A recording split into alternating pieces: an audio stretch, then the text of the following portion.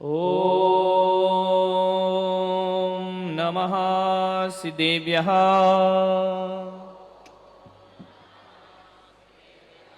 ॐ नमः सिद्धेभ्यः। ॐ नमः सिद्धेभ्यः। यदर्शाभावेन प्रमुदितमना दर्दुरेह क्षणादासीत् स्वर्गी गुणगण समृद्ध सुखनिधि लभन्ते सद्भक्ता शिवसुख समाजं किम तदा महावीर स्वामी नयन पथगामी भवतु मे। महावीर स्वामी नयन पथगामी भवतु मे। महावीर स्वामी नयन पथगामी भवतु मे। प्रथम तीर्थंकर ऋषभदेव भगवान की, भगवान महावीर स्वामी की, परम पूज्य गुरुदेव आचार्य श्री पुष्पदंत सागर जी महाराज की, अहिंसा परमो धर्म की। सही कर भाई।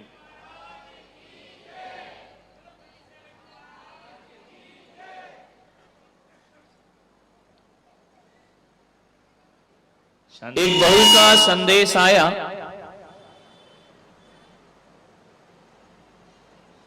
कि महाराज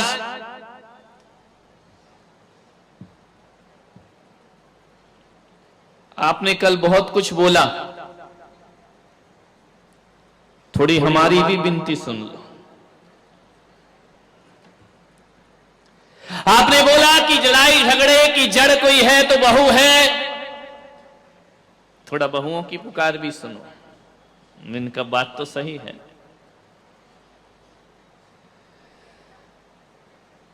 मैंने कहा समस्या क्या है? बोली समस्या एक ही है।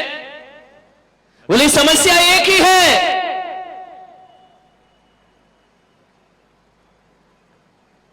कि हमारी जो सासू है ना, वो मेरे बारे में अलग सोच रखती है, बहू के बारे में अलग सोच रखती है और बेटी के बारे में अलग सोच रखती है। समस्या यहां खड़ी हो जाया करती है। वह बहू के लिए कुछ और विचारधारा में जीती है और बेटी के लिए किसी और विचारधारा में जिया करती है। समझो थोड़ा सा। अम्माओ सुधर जाओ, गंगा नहाओ, ज्ञान की गंगा बह रही है। मैं बड़े बड़े ग्रंथों पर भी प्रवचन कर सकता हूं, मैं समयसार पे बोल सकता हूं, मैं गीता पे बोल सकता हूं, मैं महापुराण पे बोल सकता हूं, मैं कुरान पे बोल सकता हूं, लेकिन मुझे यह लगती है सबसे बड़ी मजबूरी कि आगम की बड़ी बड़ी बातें करने से पहले आदमी के जीवन में नैतिकता और व्यवहारिकता आना चाहिए। आदमी नैतिक और व्यवहारिक नहीं हुआ, आदमी ने यदि अपने जीवन को बदलने का प्रयास नहीं किया तो बड़े बड़े ग्रंथों से कोई क्रांति खड़ी होने वाली नहीं। पहले अपने घर को मंदिर बनाओ। एक बात बताओ, मंदिर में महिलाएं जाती हैं, आदमी भी जाते हैं, सूरत में तो बहुत ज्यादा जाते हैं। एक बात बताओ, मंदिर जाते हो, कितनी देर रहते हो मंदिर में? ईमानदारी से बोलो, जोर से बोलो ना, जेल की थोड़ी पूछ रहा हूं। 10 मिनट काहे को जाते हो भाई? जा ही मत करो। हाँ, आधा घंटा। इस उम्र में तो 1 घंटा रहना चाहिए। ध्यान रखिए, आप मंदिर जाते हैं, आदमी 10 मिनट रुकता है, 15 मिनट रुकता है, 20 मिनट रुकता है, ज्यादा से ज्यादा 1 घंटा, और जोर लगा दो 1.5 घंटा, 2 घंटे अम्मा जी हुई तो। ध्यान रखना, जिस मंदिर में तुम जाते हो 1 घंटा उस मंदिर में रुकते हो और उस मंदिर को बहुत पवित्र बना करके रखा करते हो, मंदिर में शांति का वातावरण निर्मित करते हो, मंदिर का वातावरण बड़ा पवित्र और पूजनीय बना दिया करते हो। सूरत वालों में आपसे कह रहा हूं, जिस मंदिर में 1 घंटे रुकना है उसे पवित्र बनाते हो, और जिस घर में 23 घंटे रहना है उसे पवित्र क्यों नहीं बनाते हो? उसे मंदिर जैसा पावन क्यों नहीं बनाते हो? 1 घंटे वाले मंदिर की पवित्रताएं हैं, 23 घंटे वाले घर को अशांत क्यों बनाते हो? 1 घंटे जो आप मंदिर में सीखते हो उसे 23 घंटे जीवन में जीने का प्रयास करिए, तुम्हारा मंदिर जाना सार्थक और सफल हो जाएगा। 23 घंटे जियो। मंदिर पाठशाला है, घर प्रयोगशाला हुआ करती है, ध्यान रखिए। 1 घंटे मेरे प्रवचन सुन के मत सोचना कि हमारा कल्याण उद्धार हो जाएगा। जो 1 घंटे मैंने दिया है उसे 23 घंटे जीने का प्रयास करिए, जीवन आपका धन्य हो जाएगा। 23 घंटे जियो। किसी को डॉक्टर बनना है, इंजीनियर बनना है, अकेली थ्योरी से काम नहीं चलता है, थ्योरी के साथ साथ उस आदमी को प्रैक्टिकल भी करना पड़ता है। तो 1 घंटे जो यहाँ ज्ञान गंगा महोत्सव के माध्यम से दिया जा रहा है, वह मैं तुम्हें केवल थ्योरी देने का प्रयास कर रहा हूं। जीवन में डॉक्टर की, इंजीनियर की उपाधि तो लेना आसान है, एक सच्चे और अच्छे इंसान की उपाधि लेना बहुत कठिन काम हुआ करता है। 1 घंटे की इस पाठशाला को घर में जाके 23 घंटे जीने का प्रयास करो।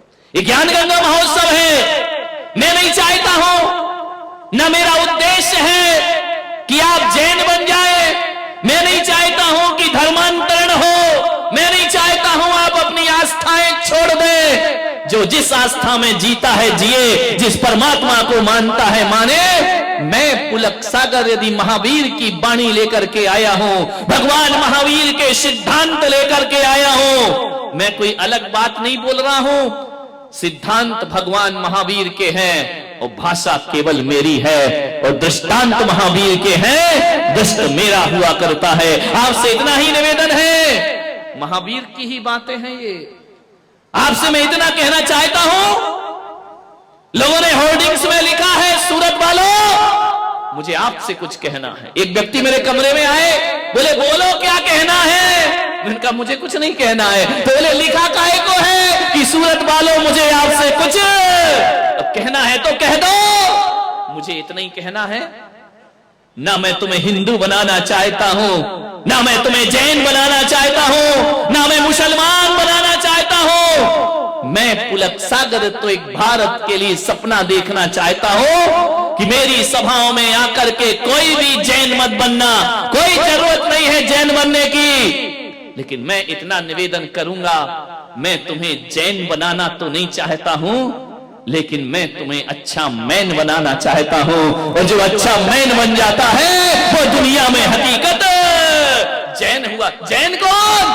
जो अच्छा मैन है, और जो अच्छा मैन नहीं है वह जैन होकर भी जैन नहीं हो सकता है। ध्यान रखिए, मैं जैन नहीं मैन बनाने आया हूं, ध्यान रखना।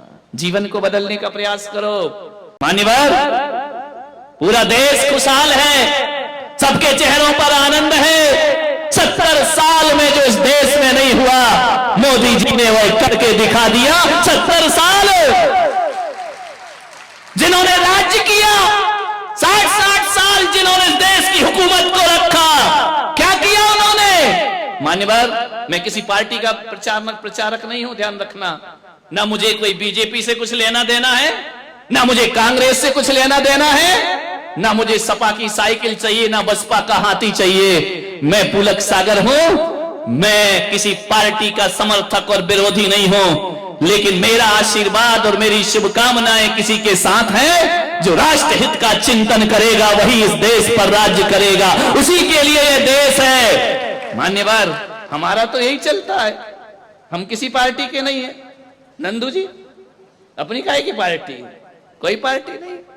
अपने पास तो कोई आ जाए, जब कोई चरणों में शीश झुकाता है, प्रणाम करता है, मैं आशीर्वाद देता हूं। जब पंजा उठता है तो मैं कांग्रेसी हो जाया करता हूं। और जब ये श्रावक भक्ति भाव से कमल के आसन पर बिठाते हैं भगवान को, साधु को, गुरु को, अपन बीजेपी पे जाकर बैठ जाते हैं। और जब शोभा यात्रा में आगे आगे हाथी चलता है तो बसपा की मायावती आ जाया करती है। और जब पानी ज्यादा भर जाए तो लालू के मुलायम की साइकिल चल जाया करती है। लाइट ना हो तो लालू की लालटेन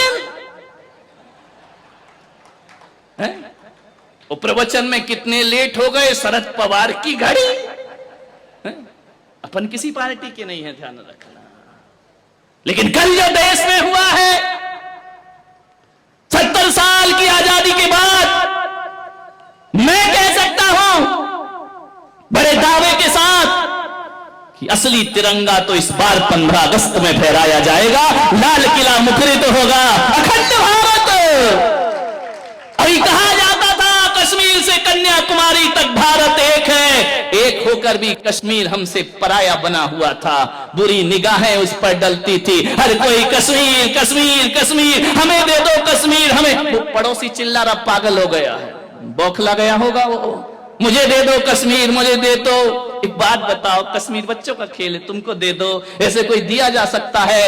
कश्मीर भारत की हाथ की लकीर है, ध्यान रखना। कश्मीर भारत की तकदीर है, कोई अपनी तकदीर किसी को कैसे दे सकता है? ध्यान रखिए, ये कश्मीर पे जो किया है एक सच्चा सपूत भाई नरेंद्र मोदी। आज खुल करके उनका नाम लेने में हमें गर्व महसूस हो रहा है, फक्र महसूस हो रहा है। एक ऐसा भारत मां का सपूत जिसने भारत मां की मांग जो उजड़ी हुई थी, आज उस व्यक्ति ने, अमित शाह जैसे लोगों ने, अमित शाह जानते हो आप गुजराती भाई, ध्यान रखना मान्यवर, ध्यान रखिए। इस राजनीति के कोई चाणक्य गुरु हैं तो अमित शाह हैं, ध्यान रखना। चाणक्य ने क्या किया था? आसुरी शक्तियों को सिंहासन से उतारकर चंद्रगुप्त को सिंहासन पर बिठा दिया था, ध्यान रखिए मान्यवर। वो चंद्रगुप्त भी अंत समय जैन धर्म स्वीकार करके समाधि करते हैं, और अमित शाह भी जैन वंश में पैदा होकर के भारत की राजनीति का गर्व से माथा ऊपर उठा दिया करते हैं।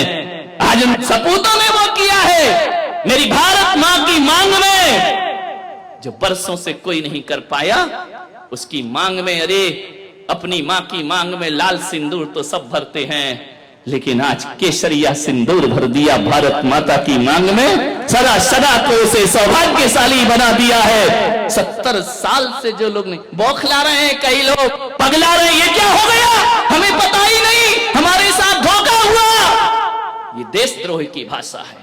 जो कश्मीर को एक करने में उसका विरोध करते हैं, मैं कह सकता हूं कि वह देशभक्त तो कभी नहीं हो सकते हैं, वह भारत माता के सपूत नहीं हो सकते हैं। किस तरह से घटनाएं घटी, क्या मोड़ दिया, ध्यान रखना। मैं कह सकता हूं मोदी जी ने जो काम किया है, आने वाला युग उन्हें युग पुरुष कह करके बुलाएगा, एक लोहे पुरुष कह करके उन्हें याद करेगा। जो उन्होंने कहा वो करके दिखाया। बड़े कमेंट्स हुए, अच्छे दिन आ गए, अच्छे दिन आ गए, कुछ चिल्लाए, इन अच्छे दिनों से तो बुरे ही दिन अच्छे थे। 5 साल, अरे बोले इतना समय, 5 साल मोदी जी ने क्या किया? अरे मेरे भाई 70 साल में जो गंदगी तुमने फैलाई है, उसे बटोरने में 7 साल तो लगेंगे एक आदमी को, उसे साफ करने में 7 साल तो लगेंगे। और उन्होंने वह करके दिखा दिया। आज हमारे देश का जो 15 अगस्त आएगा ना, इस बार तिरंगा कश्मीर में फहराया जाएगा, बड़े शान के साथ, गर्व के साथ। ध्यान रखिए, हमारे ही देश में रहकर हमारी ही जड़ें काटने वाले लोग आज बौखला रहे हैं, ध्यान रखिए। मैं मोदी जी को अपने वाणी से विशेष आशीर्वाद प्रदान करना चाहता हूं, जिसने देश हित में काम किया है, न आगे कोई न पीछे कोई। एक बात याद रखना, इस देश का कल्याण वही कर सकते जिनकी बीवी नहीं है। समझ में आ रहा? नहीं नहीं, एक आध को छोड़ दो, समझ में आ रहा? ना उन्हें बहू मिली ना बहुमत मिला, उनको छोड़, उनका कोई मतलब नहीं है। एक बार राहुल गांधी ने अपनी मम्मी से पूछा, मुझे शादी क्यों नहीं हो रही, मुझे बहू क्यों नहीं मिलती है? मालूम है दिग्विजय सिंह ने कहा, तेरी मम्मी की वजह से। बोले क्यों? बोले जहां जहां जाती बड़ी बड़ी सभाओं में बोलती है, मुझे बहू मत दो। समझ में आया क्या? मुझे बहू तो नहीं दो तो रहोगे कुंवारे, ध्यान रखना। मान्यवर, गर्व से मस्तक ऊंचा उठा है। कश्मीर, इस पर चर्चा मैं 15 अगस्त को करूंगा, आज विषय मेरा दूसरा है। लेकिन इतना बड़ा काम हो और संत अपनी दुआएं ना दें तो वो धर्म संत नहीं हुआ करता है।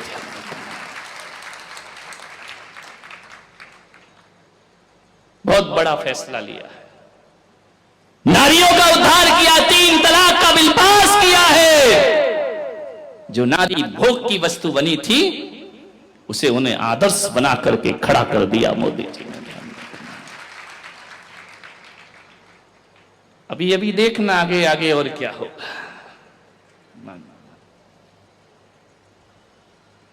मैं आपसे इतना ही निवेदन करना चाहता हूं, अब जमाना बदल गया है, युग बदल गया है, सोच बदल लीजिए, जीवन को बदल लीजिए। हम बदलेंगे, युग बदलेगा, ध्यान रखना, हमें ही बदलना पड़ेगा। और ये बदलने की बात है, ये बदलने का उपक्रम समाज से नहीं होगा, राष्ट्र से नहीं होगा, हमसे होगा। एक एक व्यक्ति राष्ट्र हुआ करता है और एक एक व्यक्ति यदि सुधरेगा। छोड़ाओ वो गलियां, अब जमाना बदल गया है, ध्यान रखिए। सास बहू में बहुत प्रेम होगा यदि दोस्ती हो जाए, देवरानी जिठानी में बहुत प्रेम होगा यदि दोस्ती हो जाए, और तो और छोड़ो, गुरु और शिष्य में बहुत प्रेम होगा यदि उनके बीच भी दोस्ती का रिश्ता बन जाए, और भी छोड़ो, भक्त और भगवान का रिश्ता ऐसा निराला हो जाएगा यदि बीच में प्रेम और दोस्ती का रिश्ता समाहित हो जाए। मित्र बनो, ध्यान रखना, मित्र बनना एक कला है, मित्र बनना एक बहुत बड़ी तपस्या हुआ करती। जंगल में किसने साथ दिया? राम जी का मित्रों ने साथ दिया। मान्यवर, दोस्त ही साथ देते। एक बार 2 रिश्तेदारी दगा कर जाएगी, दोस्ती हमेशा काम है। मुझे मालूम है ना, एक बाप के साथ बेटा कितनी देर बैठेगा? आधे घंटे, 10 मिनट, 20 मिनट, उसके बाद कहेगा पापा चलूं। समझ में आ रहा? 2 भाई आपस में कितनी देर बैठेंगे? वहां औपचारिकताएं हैं, वहां डर लगता है कि बाप के सामने क्या बोलना, बड़े भाई के सामने क्या बोलना, ये रिश्ते उबाऊ हो जाते हैं, उब जाता है आदमी इन रिश्तों से। ज्यादा देर बैठना, लोग कहते हैं कि हमारे साथ हमारे बच्चे बैठना नहीं चाहते हैं। तुम्हारे अंदर दोस्ती का रिश्ता ही नहीं है तो बैठना क्यों चाहेंगे मेरे भाई? तुम्हारे अंदर तो वही है छोटे बड़े का रिश्ता, हम बड़े तुम छोटे, हमारा सम्मान, औपचारिकताएं, फॉर्मेलिटी, ये रिश्ते आनंद नहीं दे सकते जीवन को, ध्यान रखें। दोस्ती, एक दोस्त के साथ पूरा दिन गुजार लो, कहते हैं दिन पता ही नहीं चलता कैसे गुजर गया। और रिश्तेदारों के साथ घंटे 2 घंटे, पहले दिन का पाहुना, तीसरे दिन का पई, और तीसरे दिन जो रहे पाहुना सोई बेशरम। रिश्तेदारों के यहाँ जाओगे, एक दिन बड़ा स्वागत होगा, दूसरे दिन थोड़ा कम स्वागत होगा, तीसरे दिन और कम होगा, वहीं रहने लगोगे। लोग कहेंगे अतिथि कब? हाँ बोल दो, कब जाओगे? ध्यान रखिए, मान्यवर, सोचना है। दोस्ती में तो जिंदगी भी गुजार दो तो पता नहीं चला करती है। लोग कहते हैं कि अब वफादार दोस्त नहीं मिलते हैं। कहां ढूंढने जाओगे वफादार दोस्त? कहीं नहीं मिलेंगे मेरे भाई। मैं पुलक सागर तुमको एक सलाह देता हूं, ईमानदार और वफादार दोस्तों की तलाश मत करो। हिंदुस्तान में घूमते रहोगे तो भी वफादार दोस्त नहीं मिलेगा, फिर ये जिंदगी कैसे चलेगी? तो वफादार दोस्त मत तलाशो। मैं तो कहता हूं आपसे, वफादार दोस्त बनने की तैयारियां कर लो, हजारों वफादार तुम्हारे साथ होंगे। आप वफादार दोस्त तलाशते हो और बेवफा की जिंदगी जीते हो। नहीं, खुद ईमानदार बन जाओ, खुद वफादार बन जाओ, हजारों वफादार तुमको अपने आप प्राप्त हो जाएंगे। मान्यवर, ध्यान रखना, एक अच्छा दोस्त जीवन के लिए बहुत बड़ी हमारी ताकत बनता है। एक ही पर्याप्त है, ज्यादा की जरूरत नहीं है। एक ही दोस्त हो, लेकिन अच्छा हो। खुशियां तो हमारे जीवन में होती हैं, लेकिन दोस्त ऐसा होता है जो हमारी खुशियों को दुगना कर देता है, चौगुना कर दिया करता है। आपको कोई खुशी मिलती है, आप बताओ सबसे पहले आप किससे शेयर करते हैं? दोस्त से शेयर करते हैं। मेरे इतने नंबर आए, मैं इतने अंकों में पास हो गया, मैंने ये कर लिया, मैंने वो कर लिया। हर बात दोस्तों से की जाती है, क्योंकि हमें लगता है कि हमारा दोस्त हमारी तरक्की से जलने वाले नहीं हैं, लेकिन रिश्तेदार तो हमारी तरक्की से जला करते हैं, रिश्ते नाते वाले तो हमारी ऊंचाइयों से जला करते हैं। दोस्त ऐसा होता है जो हमारी खुशी में हमसे एक आईने को देखना। दोस्त कैसे होना चाहिए? दर्पण की तरह है।